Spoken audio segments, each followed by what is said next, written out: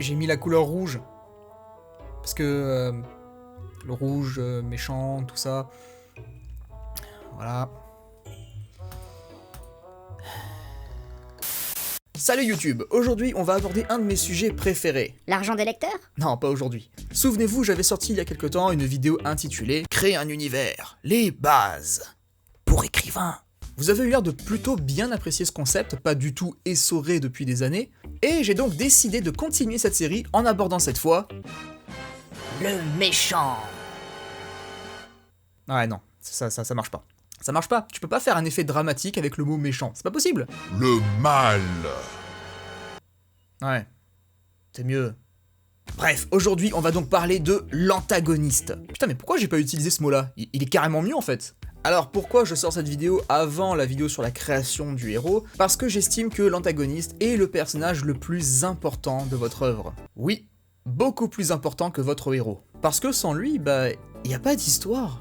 C'est littéralement grâce à lui que dans la majorité des récits, votre héros ou héroïne va rencontrer tous les autres personnages, va nouer des liens avec eux, vivre des péripéties marquantes, et ken bien salement à la fin avec son love interest. En résumé, je pense qu'on peut dire que c'est l'antagoniste qui va donner une carrière à votre personnage principal. Et à côté, franchement, Pôle emploi peut les se rhabiller. Mais avant de commencer, dites-moi dans les commentaires quel est votre méchant préféré of all time.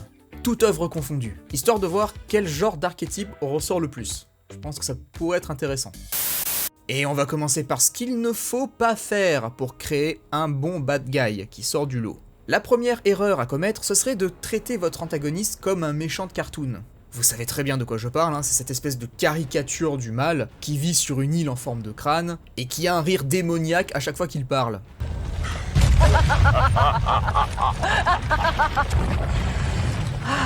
It was fun.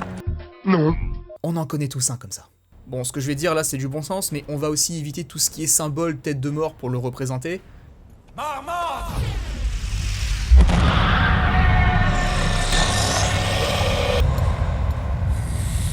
On va aussi éviter de le faire parler constamment de façon sarcastique avec un ton hautain.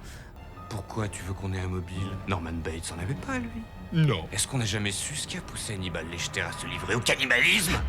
Bon, je veux bien pour quelques scènes, hein, mais tout le long de l'œuvre, ça devient ridicule. C'est plus du tout crédible et ça fait passer votre méchant pour un mec qui n'a aucune personnalité. Voire pire, ça peut le faire basculer carrément dans le nanar. Et le nanar, on veut éviter. Et cette fois, je te demanderai de ne pas oublier de te déshabiller. N'oublie pas que c'est la marche à suivre quand on va en consultation chez le docteur. It was fun. Vous devez vraiment casser le plus possible le cliché du mal avec un grand M, en commençant par ne pas définir votre antagoniste en tant que tel. Comment? Comment? En tant que tel quoi? Ne vous dites pas « je dois créer un méchant ». Dites-vous plutôt « je dois créer un personnage dont la vision du monde est en totale opposition à celle du héros ». C'est subtil, mais vous verrez, votre approche du personnage sera déjà bien meilleure. La clé vraiment, c'est d'essayer de le rendre le plus humain possible. Même si c'est une créature venue des enfers, de je sais pas où, on s'en fout, peu importe. L'idée de base, c'est d'essayer de le rendre aussi complexe que votre héros en prenant en compte son idéologie, sa façon de réfléchir, ses valeurs, et surtout, ses émotions. Essayez de vous mettre à sa place. Pensez à ce qui pourrait inciter le personnage à commettre une mauvaise action. Qu'est-ce qui pourrait vous inciter à commettre une mauvaise action? Essayez de garder ça en tête. Un méchant est beaucoup plus intéressant lorsqu'il n'essaye pas d'être méchant, mais qu'il agit pour une cause qui lui semble juste à ses yeux. Traitez votre antagoniste avec le même traitement que votre héros. En fait, les deux doivent avoir la même détermination pour mener à bien leur quête, et ils seront prêts à tout pour y arriver. Voyez votre antagoniste un peu comme une sorte de double du héros. La seule différence entre les deux, ce seront les méthodes employées pour arriver à leur fin. Et c'est ça qui créera leur lien. Je répète, parce que c'est le plus important, le lien entre le héros et son rival est fondamental pour créer une bonne histoire. Harry et Voldy, Luke et Vador, Maximus et Commode, Batman et le Joker, Et même Arthur et Lancelot dans Camelot. Ce sont ces rivalités qui ont fait évoluer le récit et qui l'ont amené jusqu'au dernier acte. Il doit y avoir une connexion entre les deux personnages qui permet à l'histoire de progresser. Parfois, le méchant proposera même au héros de le rallier à sa cause, non pas pour mieux le tromper, mais parce qu'il reconnaît la puissance de son adversaire et qu'il souhaite l'exploiter au nom de ses croyances. Dès l'instant où tu as tenté de t'opposer à l'armée japonaise, tu as signé ton arrêt de mort. Ta chance, c'est le talent que tu as pour la pratique des arts martiaux. Tu pourrais nous être utile. Je ne ferai jamais ça. Ne négligez jamais l'importance de votre antagoniste, car c'est lui qui détient la clé pour conclure votre œuvre. Et c'est votre héros qui devra la trouver et l'utiliser contre lui. Autre conseil que je pourrais vous donner, c'est de rendre votre méchant divertissant. Alors, non pas dans son background, mais plutôt dans ses actes. Bien sûr, je ne vous dis pas d'en faire un clown, attention, mais comme le héros risque d'occuper 80% de l'œuvre, puisque c'est lui qu'on suit, il faut vraiment que chacune des apparitions de l'antagoniste soit pensée en amont. Elles doivent laisser un impact dans la tête du public. En gros, il faut envoyer le paquet. Que ce soit dans ses dialogues, ses idées, ses actes, ses réflexions, ses réactions, faites briller votre méchant le plus possible pour que le peu de scènes qui lui sont octroyées restent dans les mémoires.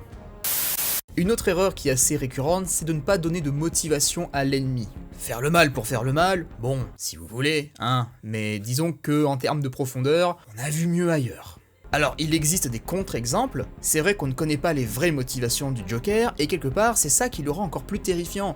Il est dénué de morale et agit par instinct, mais le personnage reste tout de même assez bien écrit et on reste assez loin de la caricature. Mais ce n'est pas parce que ça fonctionne sur un personnage que ça fonctionne sur tous les personnages. À mon sens, et c'est mon avis, le fait de systématiquement penser le rival comme figure du mal incarné, de par son physique et ses actes, ça relève plus de l'écriture de dessins animés pour enfants qu'autre chose.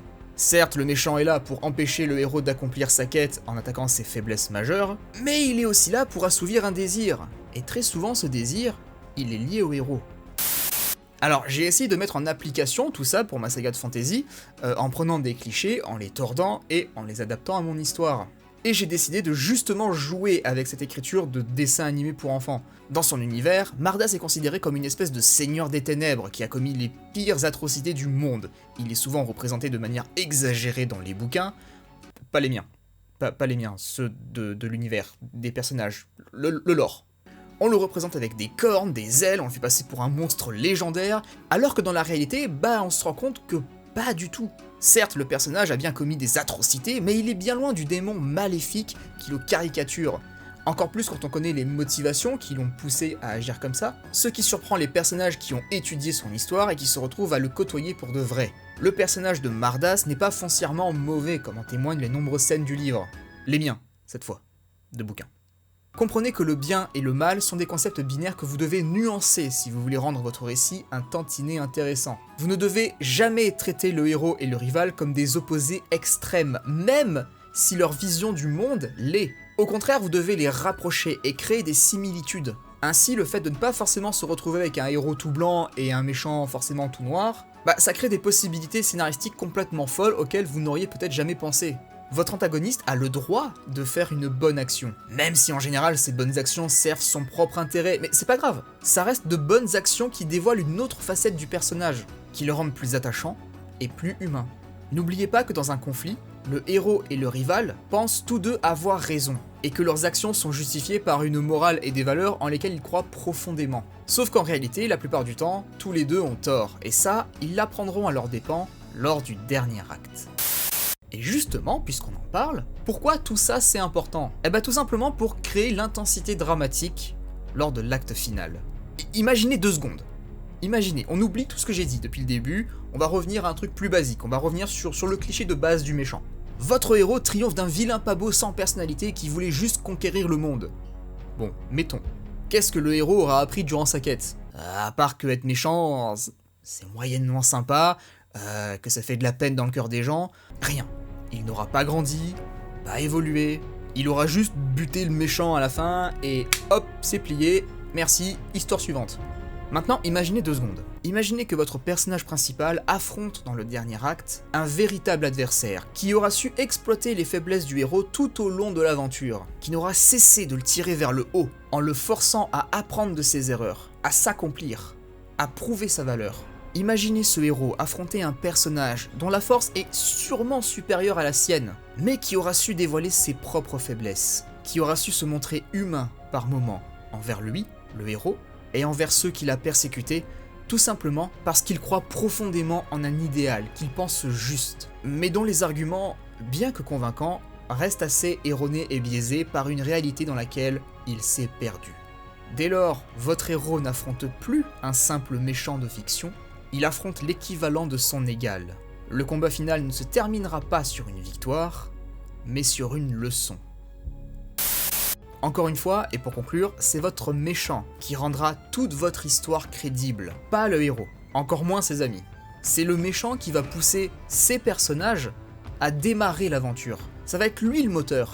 Et si le moteur il est défectueux, et en plus de mauvaise qualité, l'histoire, l'aventure, va pas aller bien loin. J'espère que cette petite vidéo aura su vous aider à y voir plus clair. Si c'est le cas, n'hésitez pas à lâcher votre meilleur like, ça fait plaisir, et à lâcher votre meilleur abonnement. Ça fait plaisir aussi. D'ici la prochaine vidéo, portez-vous bien, des bisous, ciao!